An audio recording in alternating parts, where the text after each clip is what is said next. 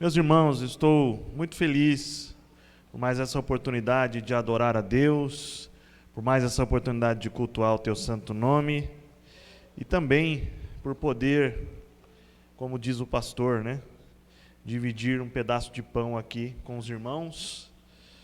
A convite do pastor, aqui estamos para ministrar uma palavra para os corações aqui nesta noite.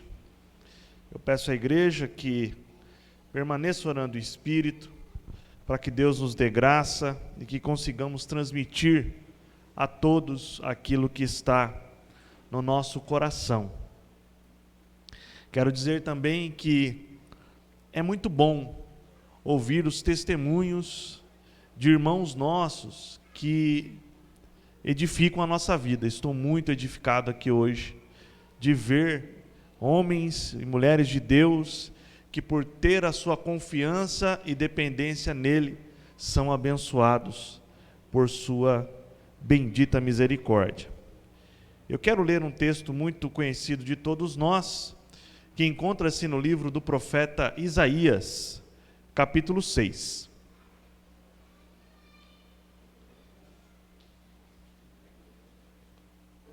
Nós vamos ler até o versículo 8.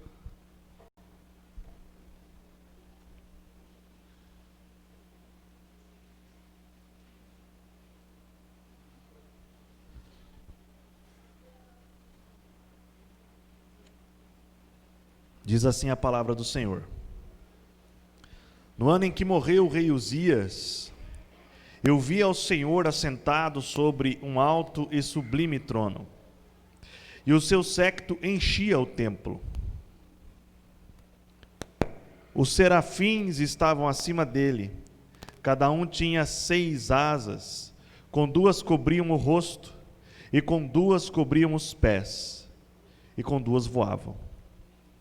E clamavam uns aos outros, dizendo: Santo, Santo, Santo é o Senhor dos exércitos, toda a terra está cheia da sua glória.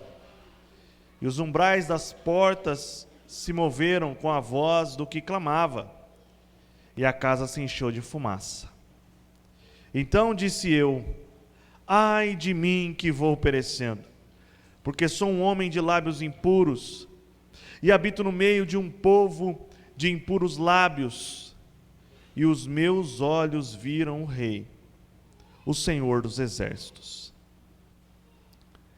Mas um dos serafins voou para mim, trazendo na mão uma brasa viva, que tirara do altar com uma tenaz.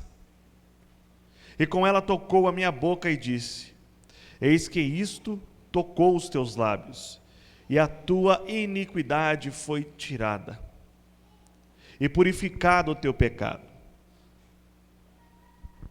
Depois disso, ouvi a voz do Senhor que dizia: A quem enviarei? E quem há de ir por nós? Então disse eu: Eis-me aqui, envia-me a mim. Amém? Meus irmãos, este é um dos textos mais conhecidos da igreja. É um texto que trata do chamado de um homem.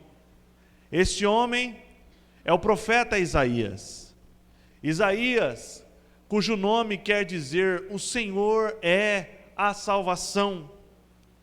É um homem que viveu há mais de 700 ou 800 anos antes de Cristo, mas foi um homem que, apesar de ter nascido tão distantemente do nosso Senhor, cerca de 8 séculos, profetizou a respeito de Cristo, a partir do capítulo 40 de seu livro, coisas com uma precisão que os céticos chegam a duvidar que foi o próprio Isaías quem escreveu, porque Isaías predisse algumas coisas com exatidão até de nomes, não é verdade?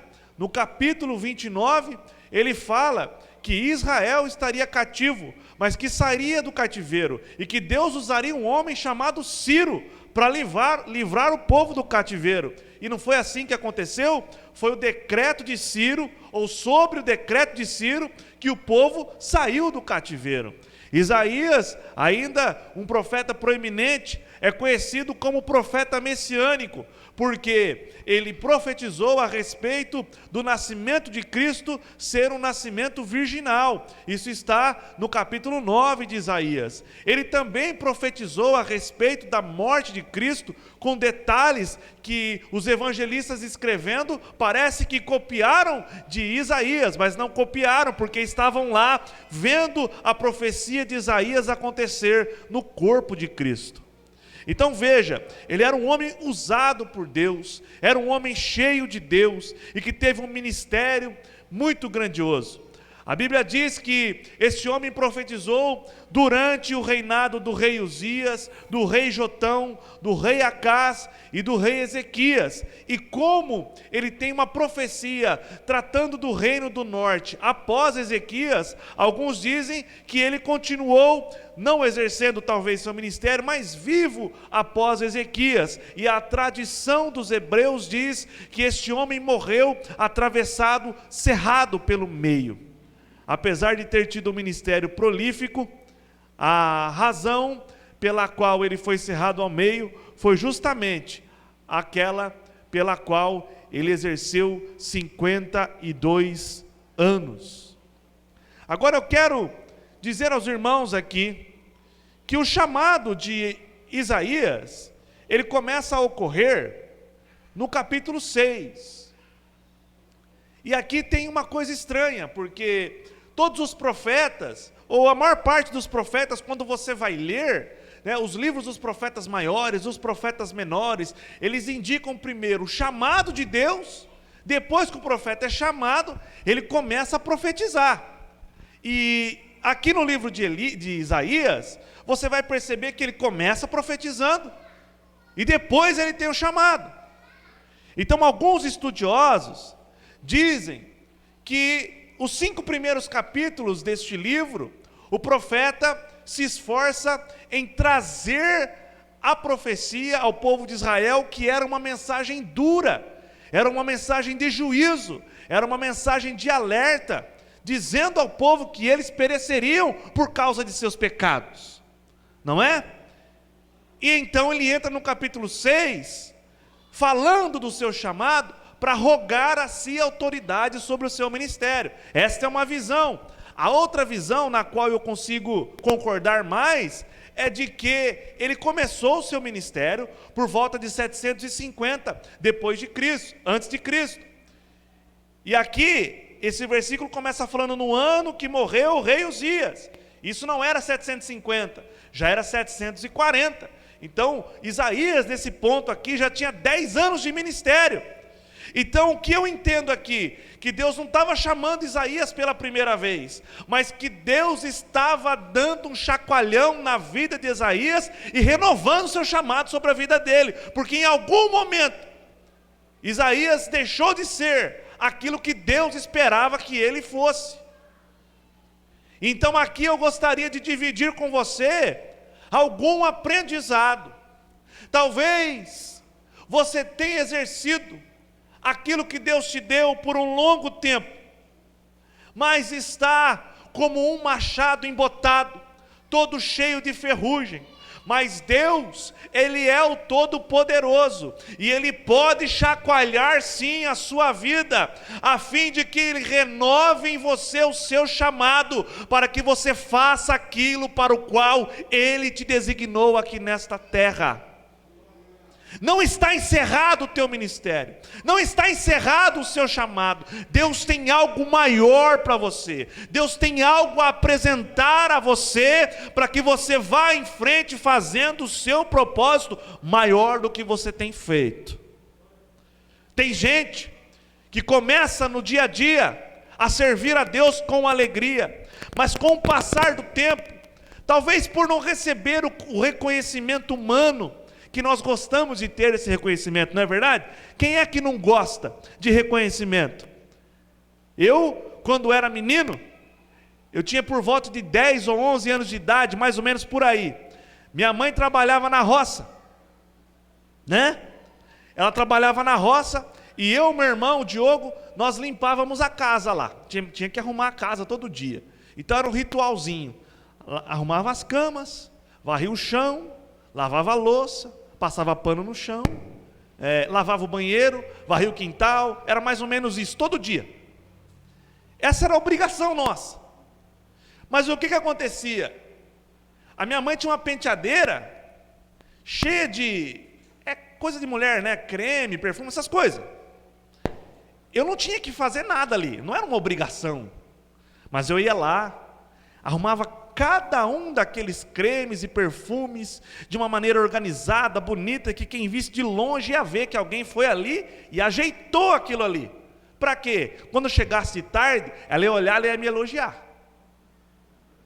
Porque a gente gosta do elogio, a gente gosta do reconhecimento, todo mundo gosta, não é verdade? Eu estava em casa ontem, eu não sei o que me deu ontem, eu estava inspirado. Minha mulher precisou sair um pouco mais cedo, eu já levantei, fui arrumando tudo, lavando louça, arrumei as camas e fui arrumando não sei o quê. E quando ela chegou, a gente ia mandar o carro lavar, não deu certo, eu falei, eu mesmo lavo, e fui lavar o carro. Aí ela fez um almoço lá especial para mim, em forma de reconhecimento, porque eu ajudei ela e não gastei com o carro lá, eu mesmo lavei o carro. É gostoso você ter um reconhecimento, não é? É muito bom. Todo mundo é assim. Olha lá, tá vendo? Todo mundo é assim.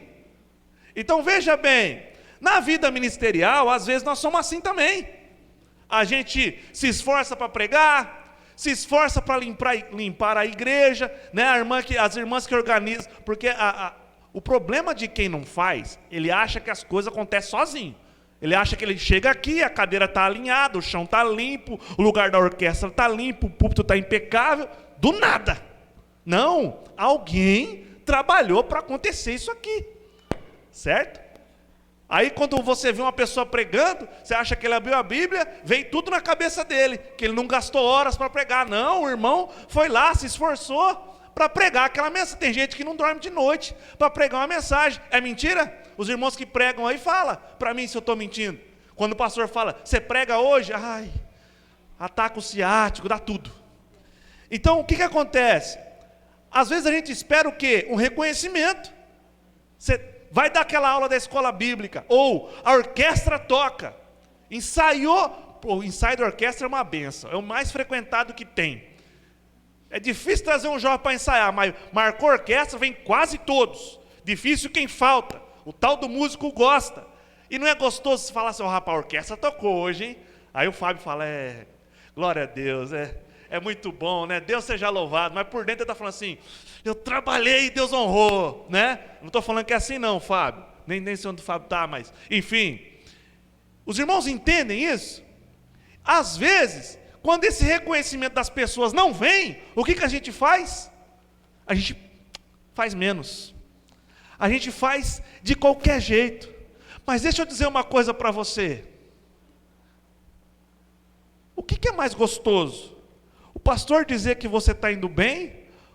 Ou Deus lá do céu olhar e falar, é assim que eu espero mesmo. Olha que bênção, meu filho. Ele não deixa um canto sem limpar dessa igreja.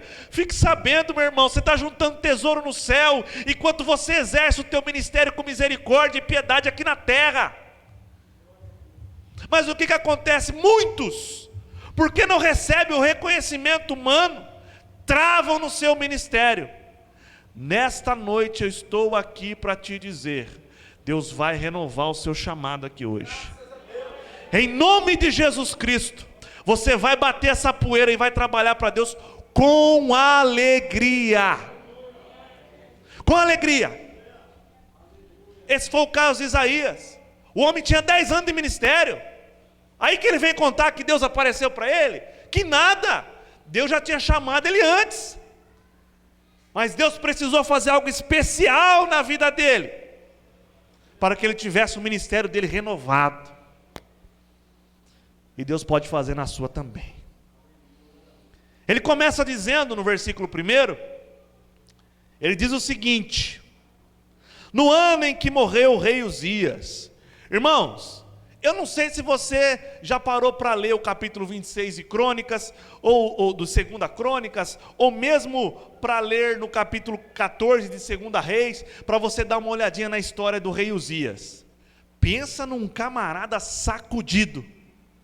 O rei Uzias, irmãos, se você olhar em 2 Crônicas, no capítulo 26, e no verso 4, você vai notar que assim que ele assumiu o trono, e ele teve que assumir o trono muito cedo, com 16 anos de idade, ele assumiu o trono, e ele teve um reinado muito longo, um dos reinados mais longos quem teve foi esse homem aqui. Deus abençoou ele mesmo, teve um reinado, Oséias, excepcional. Eu quero só dar passar por cima de quem era esse homem. A primeira coisa que ele fez o que era reto aos olhos do Senhor. Ele como rei, se preocupou primeiro com a coisa certa, que é o quê? Buscar o Senhor. Depois o resto Deus acrescenta. Olha o que Deus acrescentou. Depois de Davi, ele foi o maior conquistador em guerras que teve.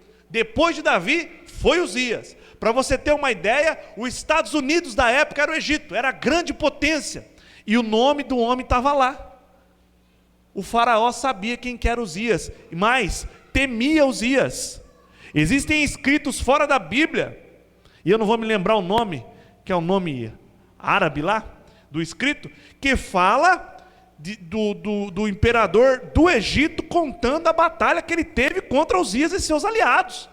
O homem era terrível, era o maior conquistador. Deus deu uma sabedoria para esse homem. Se nós olharmos o versículo 15 desse mesmo capítulo, olha só o que ele fez. Olha o versículo 15 para mim, João. Também fez em Jerusalém máquinas de invenção de engenheiros, que estivessem nas torres e nos cantos para atirarem flechas e grandes pedras. Naquela época não tinha esse maquinário. O homem foi ele que, como engenheiro, melhorou as armas de Israel.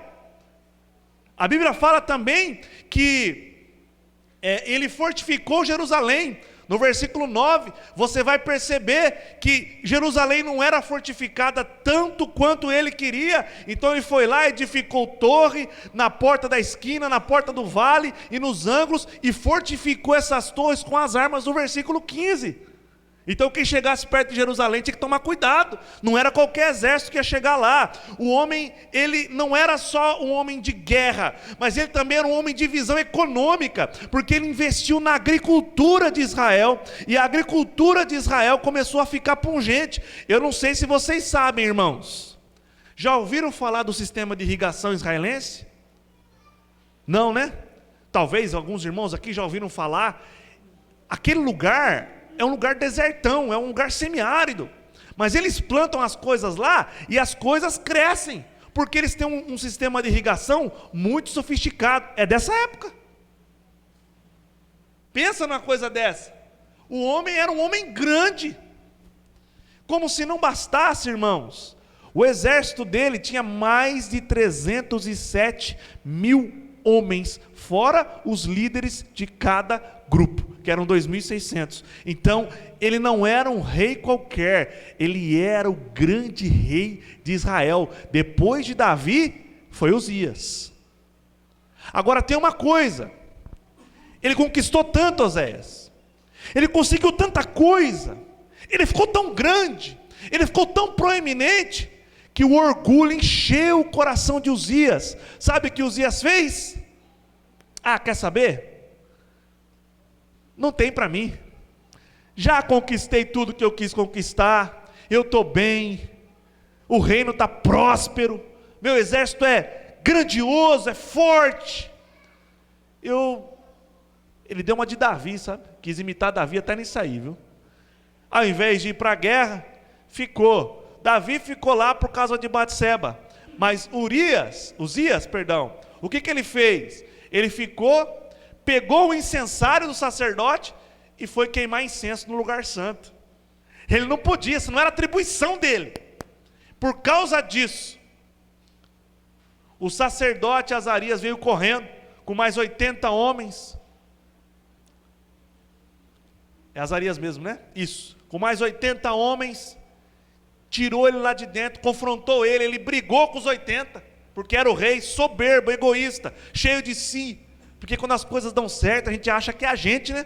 Mas não é, é a mão de Deus. E a mão de Deus tocou na testa daquele homem, e ele ficou leproso dentro do templo, e teve que sair correndo. E a Bíblia fala que os sacerdotes começaram a expulsar ele. Chegou uma hora que o sacerdote parou de expulsar ele, mesmo saiu correndo, porque ele viu que se ele ficasse lá, Deus ia matar ele. E ele gastou o restante dos seus dias isolado, e teve que dar o reinado para o seu filho, porque pecou contra Deus. Onde eu estou querendo chegar aqui? Este homem era um homem grande. Este homem era um conquistador. Era um homem de visão econômica. Era um rei forte. Era um rei que Judá olhava para ele e se orgulhava do rei que tinha. E o chamado de Isaías, irmãos, ele acontece no ano que morreu o rei Uzias. Sabe o que me chama a atenção aqui neste lugar? Vamos dar uma olhadinha como é que Deus chamou Ezequiel, para a gente poder comparar? Abre aí Ezequiel capítulo 1, verso 1 mesmo. Vamos ler o verso 1. Eu poderia ler outros aqui, mas eu só vou ler o Ezequiel, só para a gente fazer uma comparação. E aconteceu no 30º ano, no 4º mês, no 5º dia do mês, que estando eu no meio dos cativos, junto ao rio Quebar, se abriram os céus e eu vi visões de Deus. Olha só como é que Deus chamou esse homem. Se você olhar Jeremias, da mesma coisa, Jeremias vai falar assim, ó, no ano tal, do reinado tal, aconteceu tal coisa. Eu acho que o Jeremias você vai ver no versículo 2. Isso, ó. Aí ele vê a palavra do Senhor nos dias de Josias, filho de Amon, rei de Judá, no 13º ano do seu reinado. Então, se você olhar todos os demais profetas, há um padrão. Quando o profeta vai contar do seu chamado, ele fala, ó, eu fui chamado em tal data. Era tal ano do rei tal, ou era tal ano de coisa tal. No caso de Isaías é diferente. Ele fala assim, ó, no ano que morreu o rei Uzias. Mas por que é diferente? Se tem diferente aqui, é que Deus quer nos chamar a atenção para esse texto. Deus quer nos dar a oportunidade de aprender algo com esse texto. Sabe por que é que Isaías começa falando no ano que morreu o rei Uzias? Porque enquanto o rei Uzias existia, Isaías olhava para ele e se sentia seguro. Enquanto o rei Uzias existia, Isaías olhava para ele e se sentia inspirado. Enquanto o rei Uzias existia, Isaías olhava para ele e se sentia totalmente completo. Está tranquilo, nós temos um rei que representa, que foi buscar a Deus, que conquistou as terras, que agradou o povo, não tem fome, tem prosperidade. Isaías estava se sentindo bem com o rei que tinha. E o que acontece? Ele pegou o seu coração, abriu o trono do seu coração e sentou Uzias lá. Quem estava sentado no coração de Isaías não era Deus, era Uzias. Era ele que estava no trono do coração daquele homem. Foi necessário que aquele homem morresse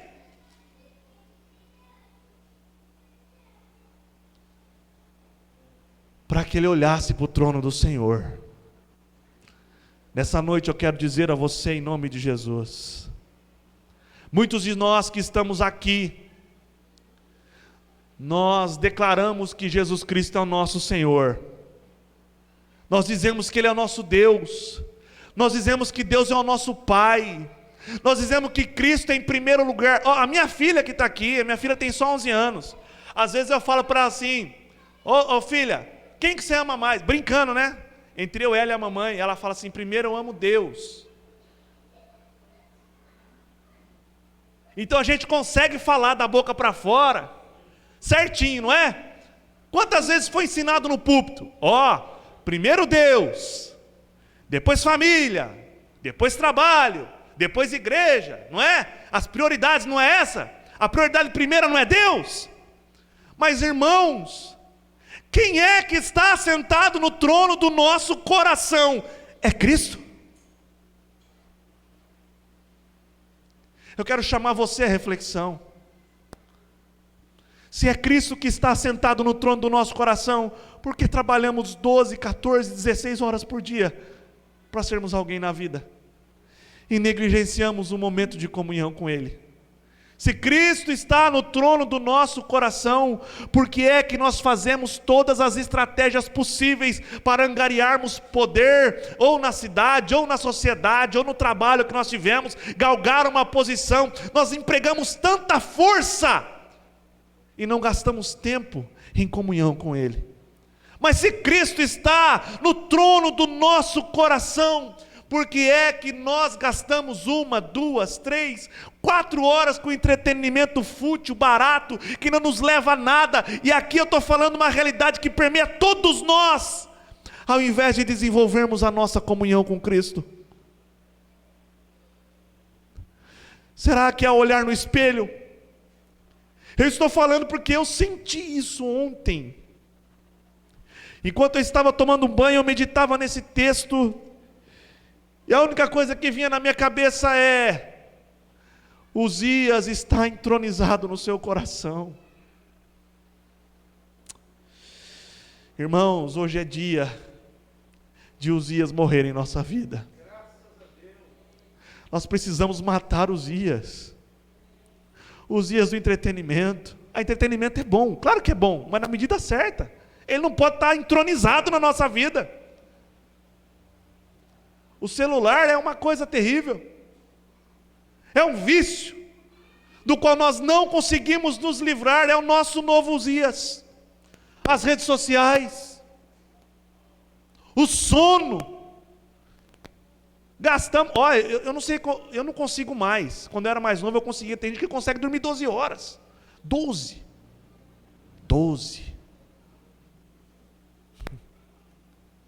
aí se ele acordar de manhã, depois das 12 horas dormida, então de manhã já é umas 10, né? Ele for orar, ele dorme de novo, não consegue orar. Irmãos, Deus está falando conosco aqui. Vamos destronar Uzias nesta noite. Vamos deixar ele morrer em nome de Jesus. Para de colocar a tua confiança nas coisas desta terra, no teu potencial, na tua intelectualidade, na tua força de trabalho, no teu parente, no teu amigo, no candidato a vereador, seja lá quem for, tem que morrer na tua vida, para que Cristo reine no trono do teu coração. E essa mensagem é verdadeira aos nossos corações, irmãos. E como que eu faço para Uzias morrer? Preste atenção.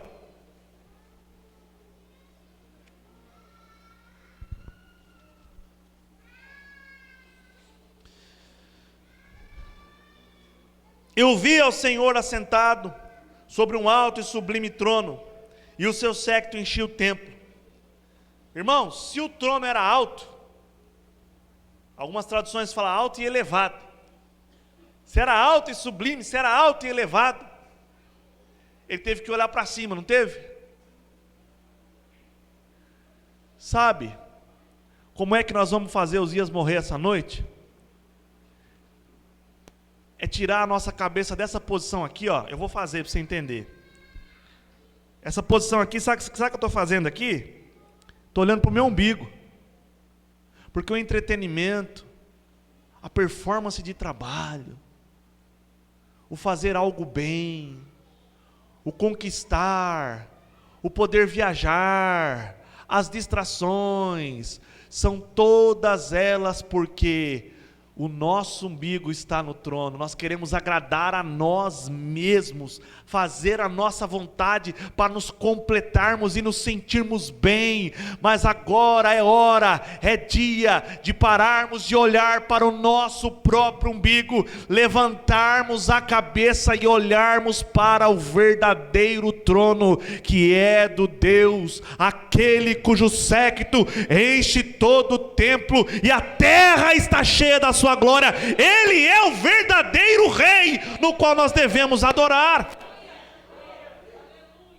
Vamos olhar para cima, vamos olhar para Deus. Nós estamos com nossos olhares voltados para nós mesmos. Nós vivemos como se não fôssemos morrer, irmão Orlando, como se fôssemos eternos, e ficamos investindo e reinvestindo tudo que podemos em nós mesmos. Mas deixa eu dizer uma coisa: se você entregou de fato a sua vida para Cristo, ela não é mais sua. Não é. Permita que Ele seja entronizado na sua vida nessa noite. Permita que em teu coração haja um só trono e Cristo esteja sentado sobre ele, soberano sobre a tua vida.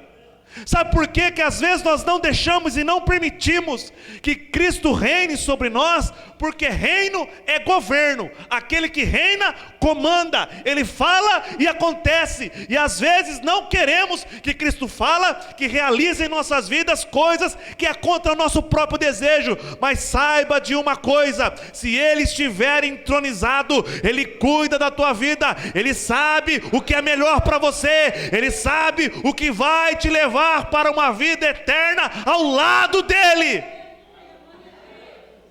Então permita que Ele seja entronizado na sua vida hoje. Ah não, mas Ele já é o Rei. Olha, tinha uma igreja que falava isso. Sabe qual foi a mensagem de Deus para essa igreja? Eis que estou à porta e bato. Estava do lado de fora. Meu Deus, olha a tua vida. Eu quero olhar a minha e olha a sua. De que lado Cristo está? Quem é que está sentado no trono do teu coração? É o Rei da Glória. Aleluia. É o Rei da Glória. Se não for, eu vou dizer a você: deixe entrar o Rei da Glória em ti mesmo, ó pecador. Quem é esse Rei da Glória? É Jesus. É Jesus, o meu e o seu Senhor. Aleluia. Vamos destronar Uzias nessa noite em nome de Jesus. Quando nós destronamos Uzias, algumas coisas esquisitas acontecem conosco. E às vezes nós não destronamos porque temos medo disso. Olha só o profeta que aconteceu com ele. Olha que visão que o homem teve. Versículo 2: os serafins estavam acima dele, cada um tinha 6 asas, com 2 cobriu o rosto, 2 cobriu os pés, e 2 voavam, e clamavam uns para os outros, dizendo: Santo, Santo, Santo é o Senhor dos exércitos, toda a terra está cheia da tua glória. E os umbrais das portas se moveram com a voz do que clamava. As vozes dos anjos eram tão fortes que estremeceram os batentes da porta, a ponto de se mover. E olha só, e a casa se encheu de fumaça. Sabe por quê que às vezes nós temos dificuldade de destronar Uzias para entronizar Jesus? Porque é o seguinte: alguém aqui é santo? Santo mesmo, eu sou santo. Não dá para falar que eu sou santo, não consigo falar isso, né?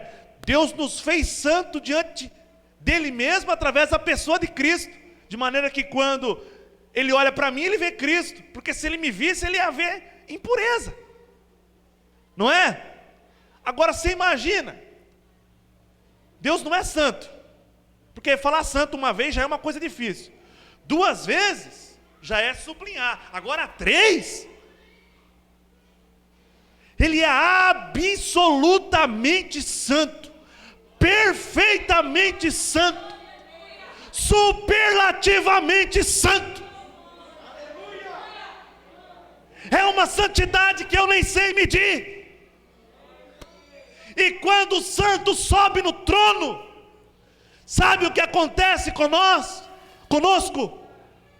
Nós ficamos nus diante dele, e ele vê todas as nossas impurezas, e é por isso que a gente tem medo de deixar que ele fique no trono.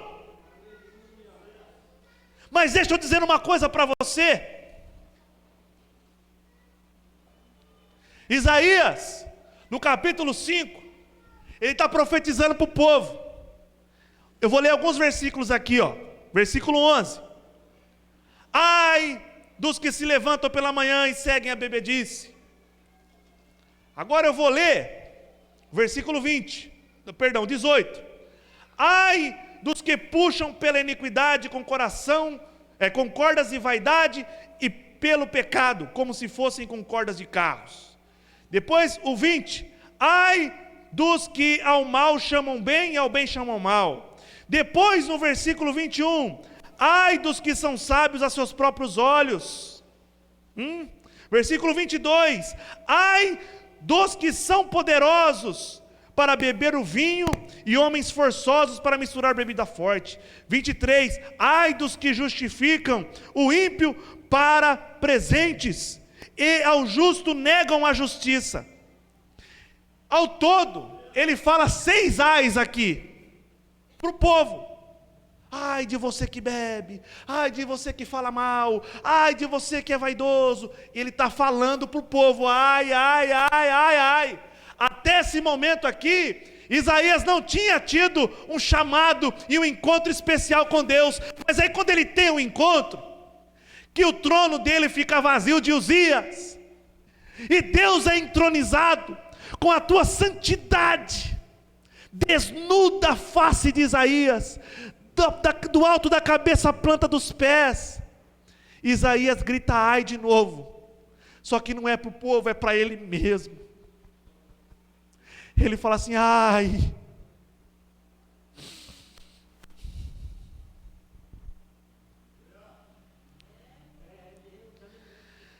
de mim que vou perecendo,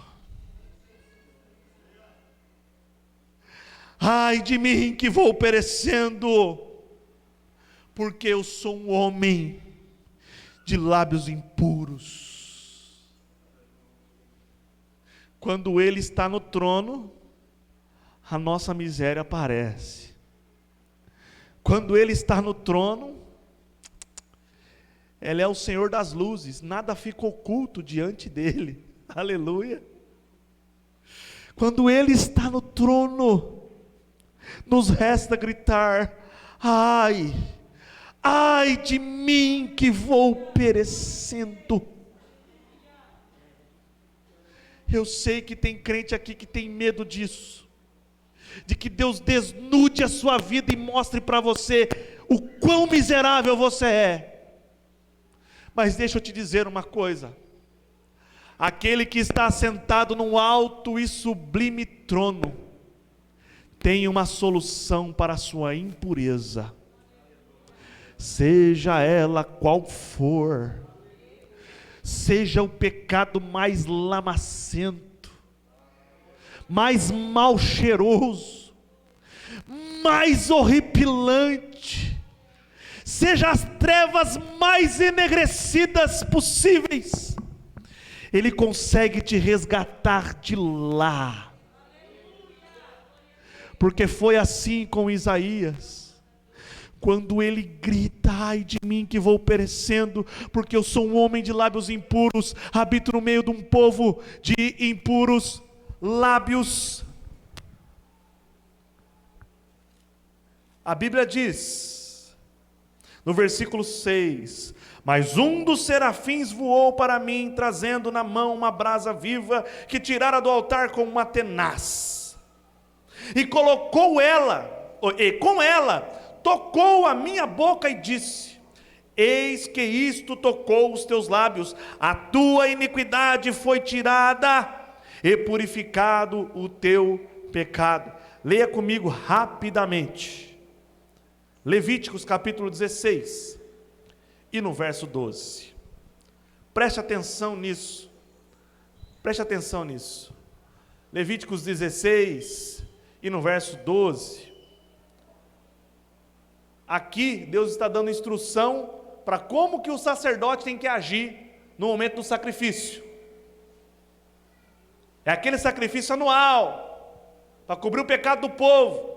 Diz assim, ó, tomará também o incensário cheio de brasas de fogo do altar, de diante do Senhor, e os seus punhos cheios de incenso aromático moído, e o meterá dentro do véu. Sabe onde era dentro do véu? Era um lugar santíssimo. Deixa eu dizer uma coisa para você. Esta brasa tirada do altar, na visão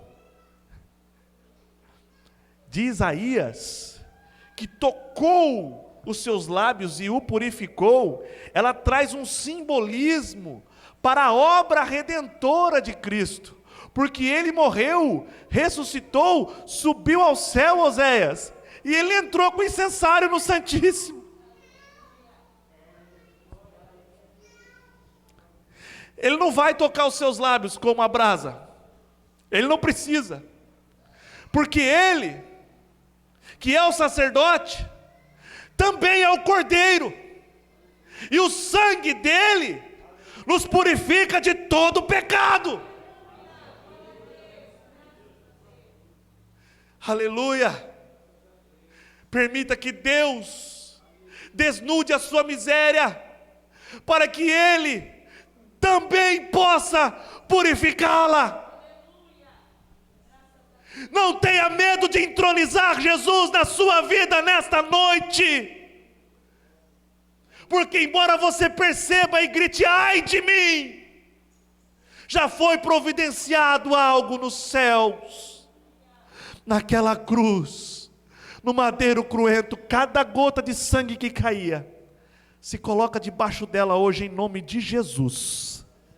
Em nome de Jesus, aceite o sacrifício que foi feito, porque você não pode apagar essa mancha, mas Ele pode, o sangue dele pode.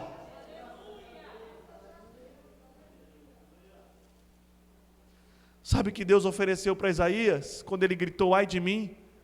Calma, Isaías, eu tenho perdão para você, diante da minha santidade, essa impureza sua é terrível mesmo, não tem o que você fazer, mas eu tenho uma coisa para fazer, eu posso tocar em você, e a hora que eu te tocar, com algo do altar, você será purificado, a sua iniquidade vai passar de você, e perdoados serão os teus pecados. Permita que hoje esse mesmo Deus toque a sua vida, coloque Ele no trono, em nome de Jesus Cristo.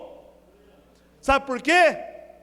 Esse Deus conta com você, esse Deus conta com a tua vida, você é precioso para Ele, teu ministério não acabou não.